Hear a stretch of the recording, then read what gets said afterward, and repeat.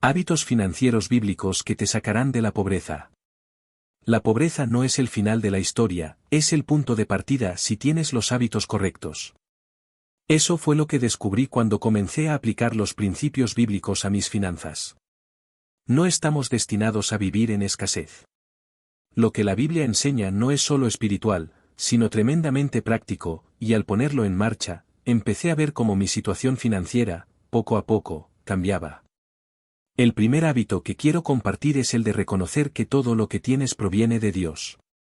Este es el fundamento sobre el cual se construyen todos los demás hábitos. En Deuteronomio 8 y 18, se nos recuerda, acuérdate del Señor tu Dios, porque Él te da el poder para hacer las riquezas. Lo más fascinante de este principio es que cambia completamente tu manera de ver el dinero. Dejas de verlo como algo que tú mismo generas y empiezas a entender que es un recurso que te ha sido confiado. Cuando comprendí esto, dejé de aferrarme al dinero con miedo. Ya no era mi dinero, era algo que Dios me había dado para que lo administrara de manera sabia. Y aquí es donde entra el hábito de la mayordomía. Ser mayordomo significa gestionar, no poseer. Si realmente creemos que lo que tenemos proviene de Dios, entonces también entendemos que somos responsables de cómo lo utilizamos. El dinero no es simplemente para gastarlo en lo que queremos o sentimos en el momento. No. Tiene un propósito. El gran error que muchos cometemos es gastar el dinero tan pronto como lo recibimos. Nos entra en las manos, y sin pensarlo bien, ya lo hemos usado en algo. Pero la Biblia nos enseña a ser prudentes, a planificar, a no tomar decisiones apresuradas. Proverbios 27, 23 dice, sé diligente en conocer el estado de tus ovejas, y pon tu corazón en tus rebaños. En tiempos antiguos, las ovejas representaban riqueza, y este versículo nos dice que debemos estar conscientes de nuestros recursos, vigilar nuestras finanzas. Ser diligente no significa solo tener dinero, sino saber exactamente en qué se gasta, a dónde va cada peso. Empezar con algo tan simple como llevar un registro de gastos es un gran paso. Recuerdo la primera vez que me senté a revisar mis finanzas, fue como un despertar. Había tantas fugas pequeñas de dinero que no había notado. Una vez que comencé a tomar en serio el hábito de ser buen mayordomo, todo cambió. Comencé a hacer un presupuesto mensual. No era algo complicado ni sofisticado, simplemente una lista clara de ingresos y gastos. Al principio, me sentí algo incómodo porque me di cuenta de que estaba gastando mucho más de lo que pensaba en cosas innecesarias. Pero, poco a poco, fui ajustando mis prioridades. Uno de los mayores desafíos fue aprender a decir no. Había cosas que quería comprar, cosas que me daban satisfacción inmediata, pero que no eran necesarias. Lo curioso es que cuando comencé a decir no a esos gastos impulsivos, me di cuenta de que en realidad no me hacían falta.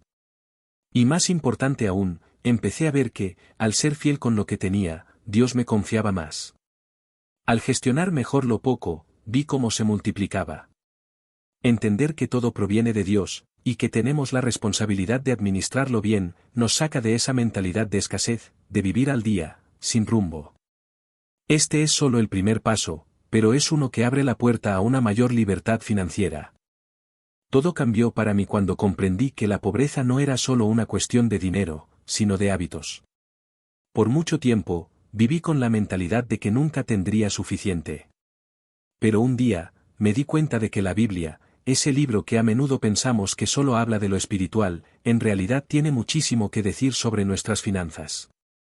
Y lo que enseña no solo es sabiduría antigua, sino que es tremendamente práctico. El primer principio que cambió mi manera de ver el dinero es entender que todo lo que tenemos proviene de Dios. Esto lo aprendí de Deuteronomio 8 y 18, donde dice, acuérdate del Señor tu Dios, porque Él te da el poder para hacer las riquezas. Fue un despertar para mí. Yo había vivido siempre pensando que era responsable de generar mi propio sustento, de ganarme todo por mi cuenta. Pero cuando empecé a ver que todo lo que tenía desde mi empleo, hasta los pequeños ingresos que llegaban a mi vida, eran bendiciones que Dios había puesto en mis manos, algo cambió. Este cambio de perspectiva me liberó. Ya no era una lucha constante por tener más, sino un reconocimiento de que lo que poseía era un regalo, algo que me había sido confiado para administrar de la mejor manera posible. Y aquí es donde entra la mayordomía. La Biblia habla mucho de este concepto, de ser fieles administradores de lo que se nos ha dado. No somos dueños de lo que tenemos, simplemente se nos ha prestado para usarlo con sabiduría. Cuando entendí que no soy el dueño, sino el administrador, mi enfoque sobre el dinero cambió. Ya no se trataba de gastar impulsivamente o de usarlo en lo primero que me apetecía. Empecé a pensar en cada decisión financiera como una responsabilidad. Si todo viene de Dios, entonces tengo el deber de gestionarlo de manera inteligente. Esta fue la base para empezar a ver cambios en mi vida financiera.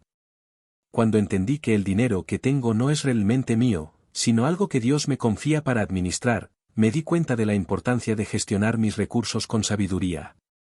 Ahí es donde entra la práctica de la mayordomía en el día a día, que básicamente es ser responsable con lo que se me ha dado. El primer paso en esa gestión fue aprender a hacer un presupuesto. Y no hablo de un presupuesto complicado, con miles de categorías.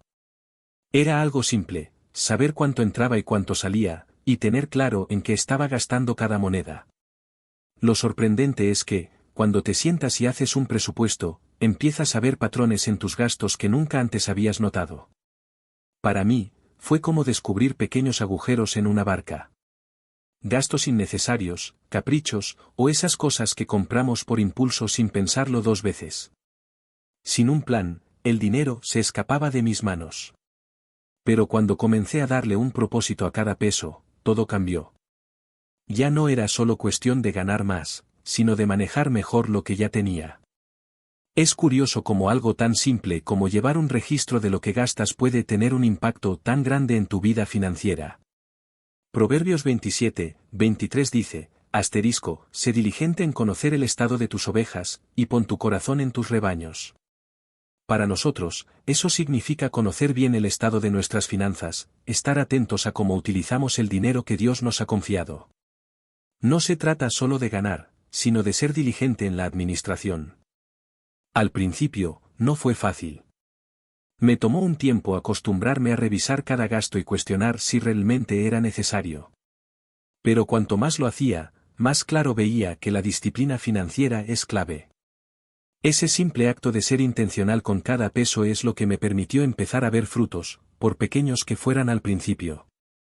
Con el tiempo, me di cuenta de que hacer un presupuesto era solo el comienzo. Una cosa es planificar el dinero, pero otra muy distinta es asegurarse de que se está utilizando de la manera correcta. Fue ahí donde aprendí otro principio clave, el de ahorrar con sabiduría. En Proverbios 9:20, la Biblia dice, en la casa del sabio abundan las riquezas y el perfume, pero el necio todo lo gasta. Esta idea de guardar parte de lo que ganamos es fundamental, y tiene un impacto directo en nuestra capacidad para salir de la pobreza. El ahorro no es simplemente acumular dinero por acumularlo, sino preparar el terreno para el futuro. Antes de entender este principio, vivía al día, sin ningún tipo de reserva para emergencias. Cualquier gasto inesperado, una avería en el coche, una factura médica, se convertía en una crisis que me empujaba al estrés financiero. Pero cuando comencé a apartar un porcentaje de mis ingresos, incluso si era una cantidad pequeña, noté algo curioso, la ansiedad empezó a desaparecer. Ya no vivía con el miedo constante de qué pasaría si surgía un imprevisto. Ahorrar requiere disciplina, y no siempre es fácil. Muchas veces sentía la tentación de gastar ese dinero en algo más inmediato. Pero cuando logré ver el ahorro como una forma de ser fiel con lo que Dios me había dado, el sacrificio valía la pena. Es como sembrar una semilla. Al principio, puede parecer que no pasa nada, que esa pequeña cantidad que apartas cada mes no es significativa. Sin embargo, con el tiempo, ese fondo empieza a crecer, y cuando lo necesitas, está ahí. Además, el ahorro te permite estar preparado para oportunidades, no solo para emergencias. Cuando tienes una reserva, puedes aprovechar situaciones que antes habrías tenido que dejar pasar. Ahorrar no se trata de vivir en escasez o de limitarse, sino de crear margen, de tener espacio para respirar y para actuar con sabiduría en el futuro. Si estos consejos te han sido útiles y quieres recibir más contenido práctico como este, asegúrate de suscribirte al canal. Activa la campanita para no perderte ninguno de los próximos vídeos, y sigue mejorando cada día con nosotros.